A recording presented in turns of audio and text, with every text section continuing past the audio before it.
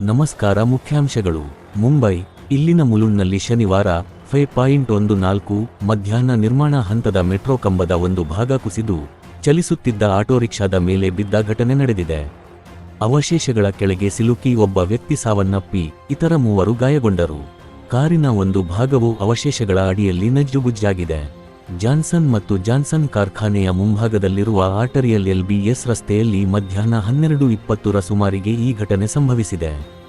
ನಿರ್ಮಾಣ ಕಾರ್ಯದ ಸಮಯದಲ್ಲಿ ಸಿಮೆಂಟ್ ರಚನೆಯ ಒಂದು ಭಾಗ ಕುಸಿದು ನೇರವಾಗಿ ಚಲಿಸುತ್ತಿದ್ದ ಆಟೋರಿಕ್ಷಾದ ಮೇಲೆ ಬಿದ್ದಿದೆ.